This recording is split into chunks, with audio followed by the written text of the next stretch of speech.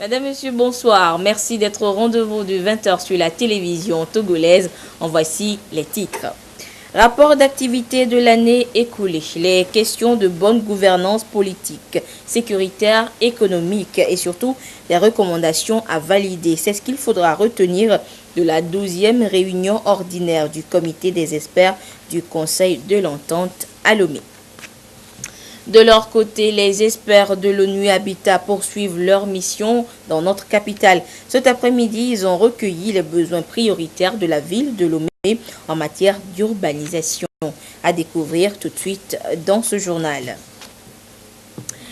Également à découvrir dans cette édition, ces plans à haute valeur économique que le gouvernement met à la disposition des producteurs pour non seulement booster leurs activités, mais surtout renforcer le couvert végétal et venir à bout des effets du changement climatique. Voilà pour les titres une fois encore. Bonsoir. Au palais de la présidence de la République, ce matin, le chef de l'État Faure Essozimna Gnazingbe a reçu en audience André Bouffiou. Il est le directeur général de la société Siemens. Au menu de leurs échanges, le développement du secteur de la technologie, de l'industrie et de l'énergie et des transports et surtout l'apport de la société Siemens dans ce processus. Nous écoutons M. Bouffiou au sortir de l'audience au micro de Ramdan Bassina. La société Siemens qui est fournisseur de technologie en grande partie pour les secteurs industrie, énergie et de transport.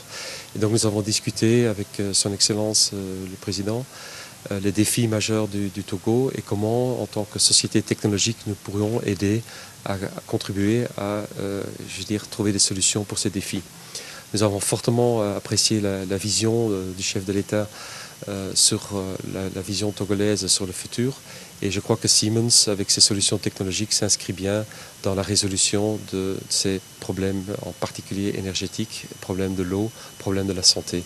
Et nous voulons donc aujourd'hui, nous sommes venus nous présenter comme partenaire stratégique du Togo, pas pour juste demain, mais aussi pour après-demain et pour les jours après, dans un partenariat à court, moyen et à long terme.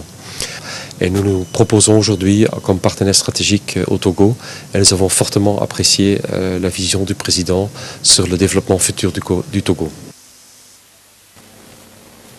Et puis, sachez également que l'ancien Premier ministre britannique Tony Blair était en visite au Togo hier aux côtés du président de la République, Faure Essozimna Gnazingbe. Tony Blair a visité le port autonome de Lomé ce mercredi et il s'agissait pour lui de s'enquérir des potentialités dont regorge le port autonome de Lomé, de s'imprégner des opportunités d'investissement pour aider notre pays dans son processus de développement. Sachez également que l'ancien Premier ministre britannique dirige une institution dénommée Tony Blair Institute qui œuvre dans la recherche de solutions pour lutter contre la pauvreté. Nous reviendrons tout à l'heure en détail sur cette visite au port autonome de Lomé de Tony Blair et du président de la République dans le courant de cette édition. Et puis, sachez également que sur invitation de son Excellence, M. Faure Essozimna Gnazingbe, président de la République togolaise, son Excellence M. Ali Bongo Ondimba, président de la République du Gabon, effectue une visite d'amitié et de travail dans notre pays demain jeudi 13 juillet 2017. En vue de saluer son Excellence Monsieur le Président de la République du Gabon à son arrivée, le ministre de l'Administration territoriale, de la décentralisation et des collectivités locales invite les présidents des institutions de la République, les membres du gouvernement, les députés présents à Lomé, les membres du corps diplomatique à se rendre à l'aéroport international général Gnazingbe et Yadema de Lomé. La mise en place sera terminée demain, jeudi 13 juillet 2017 à 10h30. La suite de cette édition à présent, je vous le disais en titre, pour lutter contre les effets du changement climatique, le gouvernement togolais ne tarit pas d'innovation. Sa dernière trouvaille, ce sont des plans à haute valeur économique qui devront permettre aux producteurs de non seulement venir en aide à la planète, mais aussi de diversifier leurs sources de revenus. Des plans qui ont été remis à la direction régionale de l'agriculture de Kara. Sur place, la correspondance de Nestor Mozo. Le néré, le karité et l'anacardier. 3 variétés de plants qui font partie des espèces à haute valeur économique et qui ont été identifiées par le ministère de l'Agriculture pour des fins de reboisement en vue de participer à la lutte contre le réchauffement climatique et en même temps donner l'opportunité aux producteurs agricoles de trouver d'autres sources de revenus au-delà des filières classiques. À Kara, le ministre de l'Agriculture a procédé à la remise de 5000 plants d'anacardier et 500 plants de néré à la direction régionale qui va les distribuer aux producteurs. Il se développe à l'intérieur du pays des unités de transformation. On en a dans la région centrale et d'autres qui sont en construction dans la région des savanes.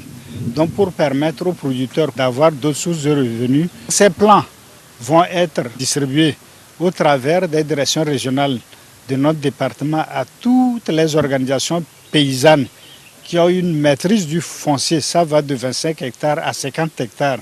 Et donc ces plants vont être mis en terre et le suivi se fera par les équipes techniques en région de façon à ce que d'ici 5 à 10 ans, qu'on puisse avoir les récoltes qui vont nourrir les usines qui sont déjà installées sur le territoire national.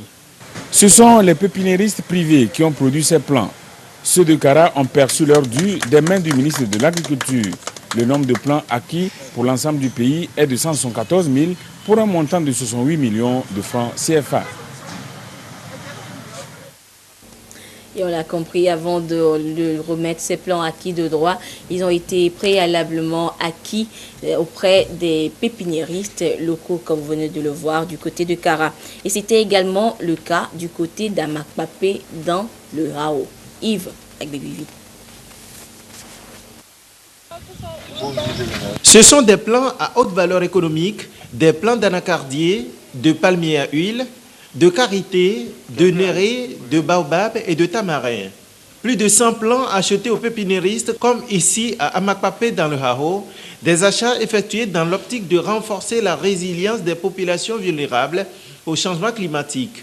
Ces plants serviront à reboiser 506 hectares à l'intérieur du pays. J'ai aussi signé un contrat avec le ministère de l'Environnement et j'ai produit un peu les plants d'Apaon, j'ai produit à Kara, j'ai produit à Kara 52 000 plants, d'Apaon 29 000 plants et à Sotubois 27 000 plants. Ici à Amakpapé, j'ai produit 69 000 plants que vous êtes en train de voir. Et je produis beaucoup, les gens aussi viennent beaucoup prendre. Nous avons pu mobiliser plus de 174 000 plants pour permettre aux populations de développer ces différentes filières afin d'augmenter, de renforcer leur résilience face au changement climatique. À l'horizon 2050, le Togo vise une couverture végétale à 30% du territoire national. D'où la nécessité de ce projet qui, selon les responsables de l'agriculture, de l'élevage et de l'hydraulique, découle du programme d'urgence de développement communautaire PUDC, un programme initié par le chef de l'État en partenariat avec le Fonds de développement agricole FIDA et le programme des Nations Unies pour le développement.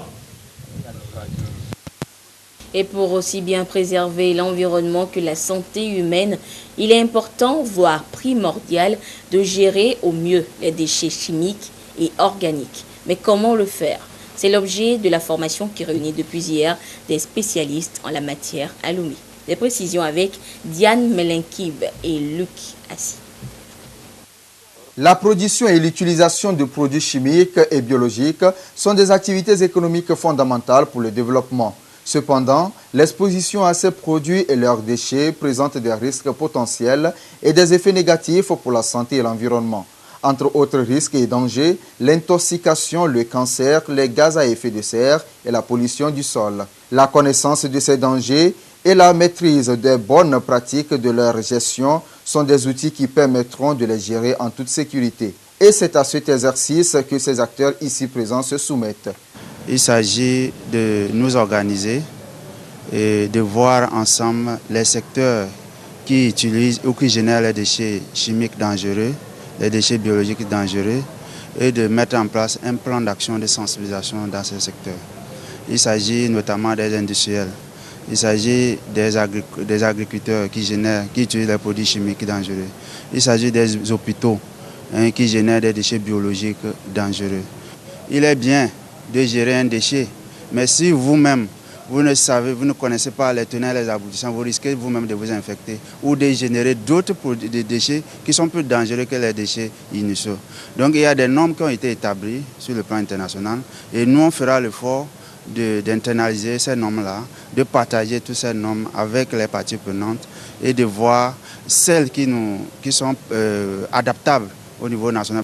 À l'issue de cette formation, les participants vont contribuer à l'élaboration de la stratégie nationale de lutte contre les déchets chimiques et biologiques, ce qui permettra au Togo qui génère chaque jour une quantité croissante de ces déchets de les gérer sans risque. L'Agence nationale de promotion et de garantie de financement des petites et moyennes entreprises ANPGF éclaire les opérateurs économiques sur la passation des marchés publics. Il est question de les informer, entre autres, sur les nouvelles réglementations liées au risque d'utilisation de fausses pièces lors des appels d'offres. Les précisions avec Rich Degbe et Honoré Modjo. Le cadre législatif et institutionnel de passation et d'exécution des marchés publics a connu des modifications depuis l'intégration par le Togo des directives 4 et 5 de l'UMOA relatives à la transparence et à l'élimination des tracasseries administratives. Cette nouvelle réglementation échappe à certains opérateurs économiques qui continuent de faire de fausses déclarations et d'utiliser de faux documents. L'Agence nationale de promotion et de garantie de financement des petites et moyennes entreprises s'engage à corriger cette situation. Expliquer aux opérateurs économiques de notre pays les réglementations qui entourent ces procédures de passation des marchés publics. Attirer leur attention sur les sanctions qui sont prévues, parce qu'il faut le rappeler, il y a des opérateurs économiques qui continuent de faire preuve de légèreté en utilisant dans leur dossier de passation de faux documents, notamment de fausses garanties d'exécution, de fausses attestations de bonne fin d'exécution, de fausses preuves d'existence de matériel exigé pour la réalisation des marchés. L'autre objectif également, c'est de montrer aux opérateurs économiques, notamment les PME, PMI, l'effort qu'a fait le législateur pour promouvoir leur accès au marché public. Cette session de formation entend donner des astuces aux opérateurs économiques pour qu'ils puissent mieux assumer leurs responsabilités dans l'exécution des marchés publics. Il serait important que les opérateurs économiques, en l'occurrence les PME, connaissent ce dispositif institutionnel et juridique, mais aussi qu'ils comprennent quel est leur rôle. Leur rôle parce qu'après tout, c'est eux qui gagnent les marchés, c'est eux qui doivent exécuter les contrats. Et donc, il est important qu'ils connaissent leurs responsabilités dans l'exécution des contrats, qu'ils connaissent en fait les dispositifs, je veux dire en termes d'astuces, qui sont prévus par les tests pour leur permettre d'accéder, par exemple, à des financements. Afin de permettre aux opérateurs économiques de s'approprier l'essentiel de la nouvelle réglementation sur les marchés publics, il est prévu 3 jours de training day au cours desquels le formateur répondra à toutes les préoccupations des entrepreneurs. Côté d'Atakwame, ce sont toujours les opérateurs économiques qui étaient face aux responsables de la Chambre de commerce, mais pour échanger cette fois sur un autre thème tout aussi important, le Forum AGOA 2017. Une rencontre de haut niveau que notre pays s'apprête à accueillir et qui devra permettre aux hommes d'affaires du pays de valoriser leur potentiel commercial. Sylvain Abdou. Les opérateurs économiques de la région des plateaux au contact de nouvelles opportunités d'affaires et de débouchés. Des opportunités qui s'illustrent à travers cette rencontre d'échange et d'information initiée par la Chambre de commerce et d'industrie du Togo, une rencontre tenue ici à Tapamé, la ville des 7 collines. Cette institution consulaire a voulu, par ces échanges, partager et fournir aux opérateurs économiques des informations sur le Forum AGOA 2017, un rendez-vous international d'affaires que le Togo s'apprête à accueillir du 8 au 10 août prochain afin de mieux valoriser le potentiel commercial togolais. Nous sommes là pour dire aux opérateurs économiques de Logou que l'AGOA est une force pour permettre de faire évoluer nos affaires et leur dire quelles sont les conditions pour être éligibles en vue de vendre l'ensemble de leurs produits en direction des États-Unis. Ce forum répond à une ambition, celle d'encourager la promotion de la production agricole et sa transformation locale et surtout faire comprendre aux opérateurs économiques tous les avantages à en tirer en matière d'amélioration du climat des affaires. L'avantage, c'est d'avoir une filière de commercialisation. S'il y a des paysans qui ne savent où vendre leurs produits, aujourd'hui, l'AGOA, c'est une porte de sortie pour eux. C'est toute une panoplie de produits qu'on peut vendre en direction des États-Unis dans le sens de l'AGOA. Le Forum AGOA est un programme des États-Unis d'Amérique qui offre des opportunités d'affaires et des échanges commerciaux. Ce programme permet aux pays africains d'exporter leur production locale dans l'optique de mettre à profit leur potentialité productive et booster davantage leur économie. Direction Kara à présent, où le groupe de réflexion et d'action Femmes, Démocratie et Développement forme les officiers d'état civil et les parajuristes sur le code des personnes et de la famille et le code pénal. Le GF2D, avec ses différentes séries de renforcement de capacités, entend ainsi vulgariser ces deux instruments qui protègent davantage la femme. Nestor Mozon. Le Code des personnes et de la famille a subi des révisions en 2012 et 2014. Le Code pénal aussi a connu des modifications en 2015. Ces réformes s'inscrivent dans la dynamique de réduction des discriminations basées sur le genre en conformité avec les conventions internationales ratifiées par le Togo. En tant qu'organisation de la société civile, le groupe de réflexion et d'action Femmes, Démocratie et Développement s'est dit qu'il est important de porter les nouvelles dispositions contenues dans les deux instruments à la connaissance de la population. Le GF2D a choisi le canal des officiers d'état civil, des parajuristes et d'autres acteurs communautaires pour le faire. À cette rencontre, les outils nécessaires leur sont donnés afin de leur permettre de participer à la dissémination.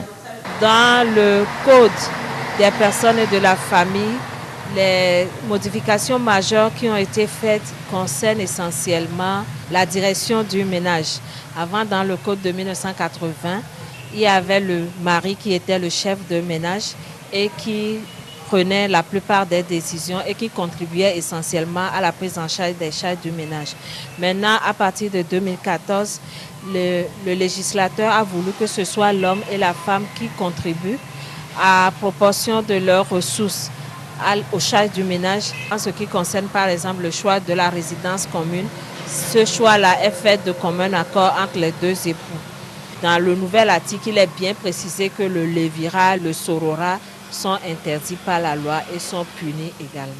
Dans le code pénal, il y a eu des nouvelles dispositions qui protègent la femme contre les violences physiques, les violences sexuelles et également les violences économiques. Dans le code pénal, le législateur a spécifié que le fait de refuser à une femme d'accéder à la terre constitue une violence économique passible de peine d'emprisonnement. Autre modification sur le plan pénal, la loi prend en compte le viol entre conjoints, ce qui signifie que l'auteur du viol peut être sanctionné, sauf que les peines sont amoindries par rapport à celles qui sont prévues lorsque le viol est commis entre deux personnes qui ne sont pas liées par le mariage. Santé à présent, la direction régionale de la santé Lomé commune a enregistré un faible taux de participation lors du premier tour des journées de la santé de l'enfant. Pour corriger le tir, afin d'avoir une meilleure réussite lors du deuxième tour qui commence demain 13 juillet, la direction régionale a organisé une réunion d'information, de sensibilisation et de mobilisation. Il faut noter que durant ces journées, des paquets de services et de soins préventifs seront offerts gratuitement aux enfants de 6 mois à 5 ans. Les précisions avec Lélé Koussao et Sonia Aminiko. 56% de la supplémentation de la vitamine A administrée aux enfants de 6 mois à 5 ans et 57% du déparasitage à l'albendazole aux enfants de 12 à 59 mois. C'est ce qui ressort du rapport des résultats enregistrés au cours du premier tour des journées de santé de l'enfant 2017 dans la région Lomé commune. Des résultats qui sont en deçà de l'objectif fixé qui était de 90%. Et pour cause, le faible taux de sensibilisation au niveau de la population et l'absence des équipes de vaccination sur le terrain pour faire les porte-à-porte. Voilà pourquoi cette rencontre est organisée pour mobiliser davantage les autorités et les leaders d'opinion. Rien ne vaut la santé. La santé de nos enfants est primordiale. Et c'est nous qui devons éduquer nos mamans et nous-mêmes. Nous avons dans la tête que ce sont les mamans qui amènent les enfants à l'hôpital. Non, l'homme aussi doit décider, cette fois-ci, à encourager, à amener nos enfants pour aller vacciner.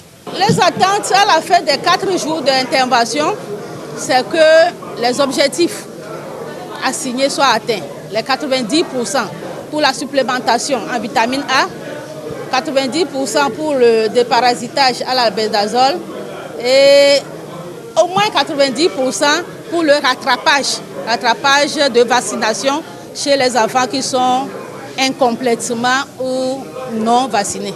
Pour les 4 jours que vont durer les journées de santé de l'enfant, des équipes de vaccination vont être installées dans les formations sanitaires, dans les marchés, lieux publics, mosquées et églises pour offrir un paquet d'activités de soins préventifs.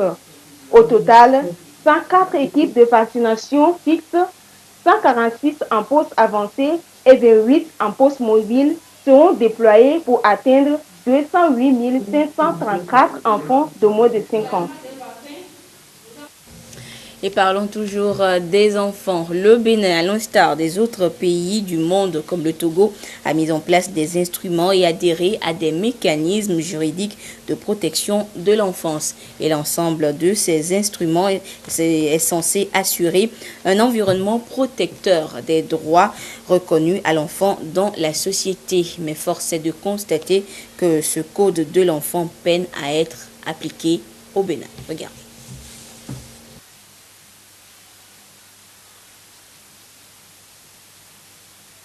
La protection juridique des enfants, le Bénin a adopté courant janvier 2015 son code de l'enfant. Ce code a intégré la Convention des droits de l'enfant du 20 novembre 1989. Il comporte plusieurs dispositions phares et principes directeurs de l'enfance, dont l'éducation, la responsabilité des parents, l'accompagnement de l'État, l'intérêt supérieur de l'enfant, le droit à la vie et au développement de l'enfant, le droit à la non-discrimination. Plus de 2 ans après son entrée en vigueur, de nombreux experts estiment que son application peine à être effective.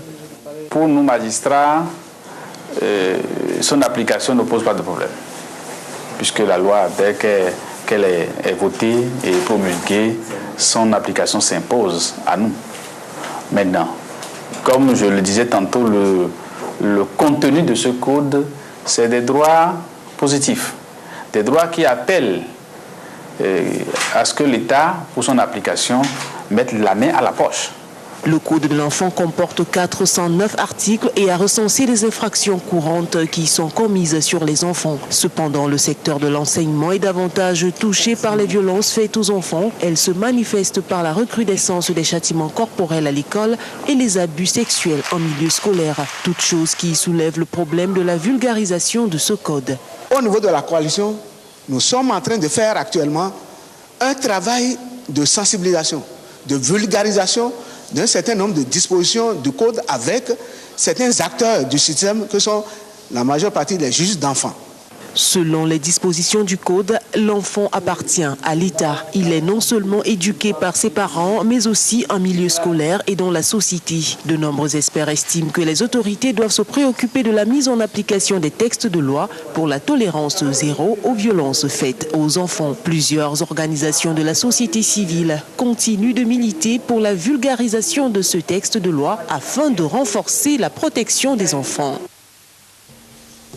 Retour en page nationale, précisément à Lomé, où l'association des professionnels des systèmes financiers décentralisés a réuni les cadres des institutions de microfinance pour les outiller sur les meilleures manières de communiquer avec le client. Il s'agit précisément de les amener à équilibrer la gestion de la performance financière et celle sociale. Les précisions avec Tabitha Akapo et Carmen Madji Akapo. Le secteur de la microfinance dessert aujourd'hui plus de 2 23 000 Togolais et a mobilisé à ce jour 150 milliards de francs CFA. Les crédits octroyés au 31 décembre 2016 s'élèvent à 140 milliards de francs CFA.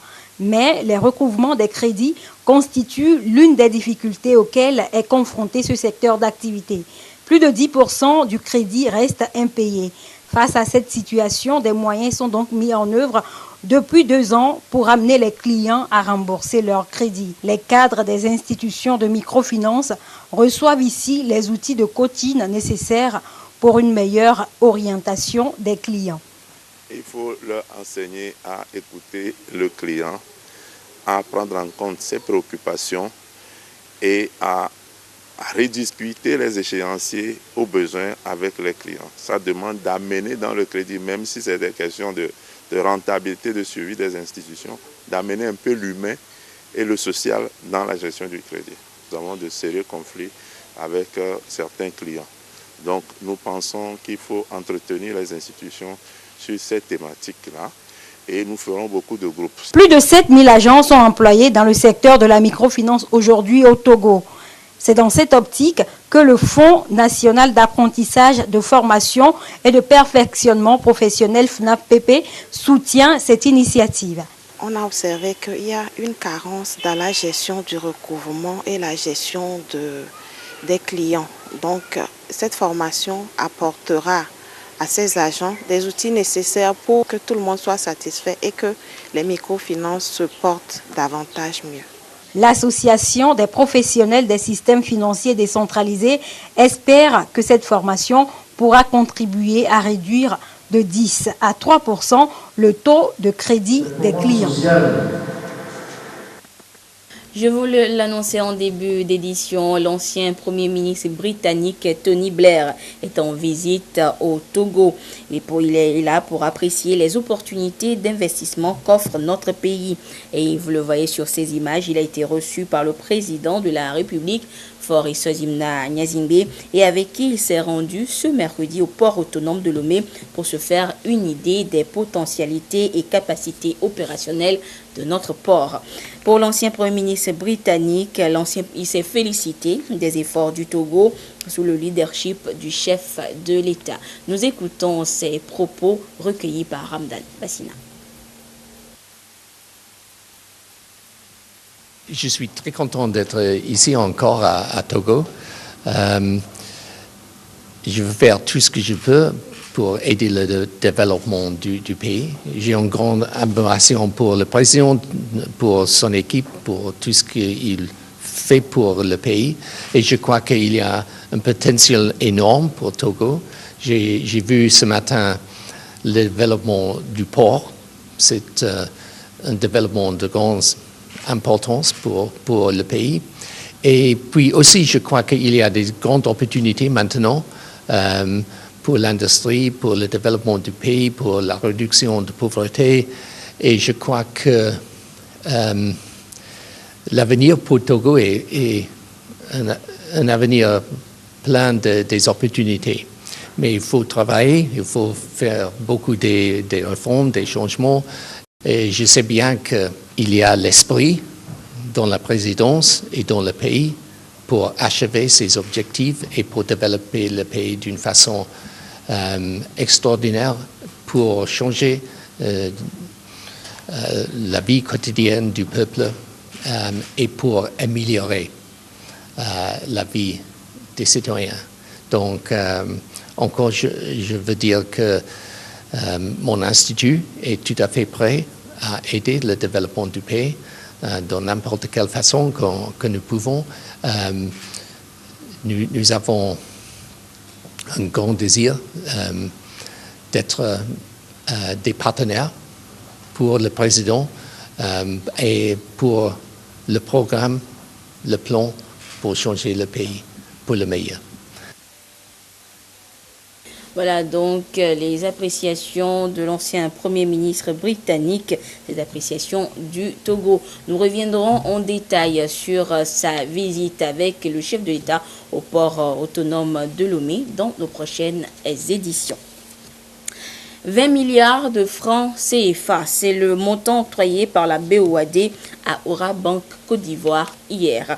La moitié du prêt servira au refinancement des PME pourvoyeuses d'emploi et l'autre moitié permettra de consolider les fonds propres de Orabank Côte d'Ivoire. Les précisions avec Kwasi Glé et Edem Soussoupa. Troisième opération de financement entre la BOAD et Orabank Côte d'Ivoire. Cette institution bancaire vient de recevoir 20 milliards de francs CFA sous forme de prêt. La première moitié, un prêt subordonné, permettra à Orabank Côte d'Ivoire de consolider ses fonds propres. Ceci dans le but d'accroître sa capacité d'intervention dans la sous-région.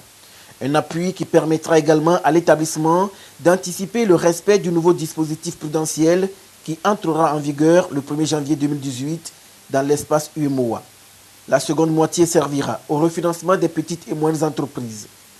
Nous venons de signer une convention qui est constituée de deux parties. Une première convention qui consiste au prêt que la BOAD nous accorde, de ce qu'on appelle dans notre jargon un prêt subordonné.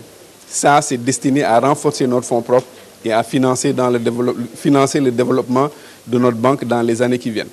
La deuxième partie, on appelle ça une ligne de refinancement.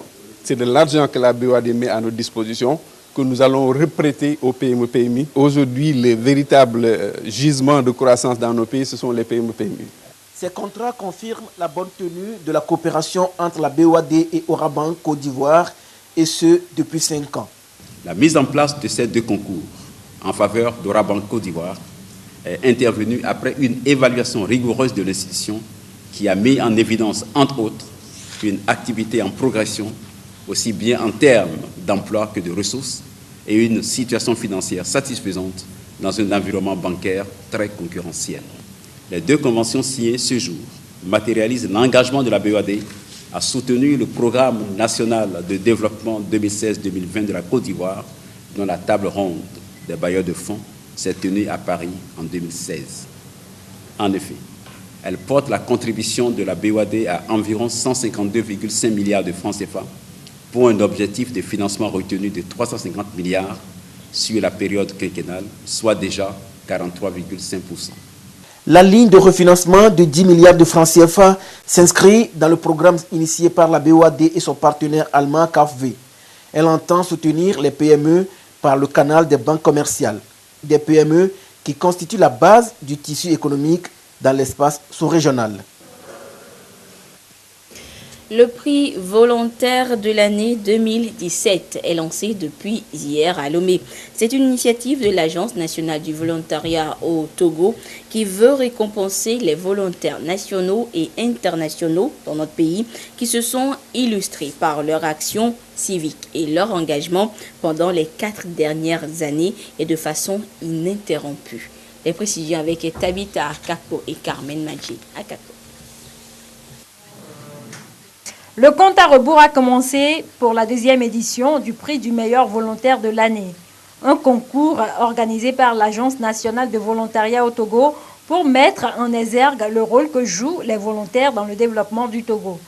Les volontaires en mission dans les secteurs de la santé, de l'éducation, de l'animation sociale, de l'environnement, de l'agriculture, de la justice et de l'équité genre peuvent participer à ce concours. Ce concours permettra de dire au public aussi que les volontaires contribuent à l'atteinte des objectifs de développement du pays et font un travail extraordinaire qui n'est pas connu et montrer ça au grand public.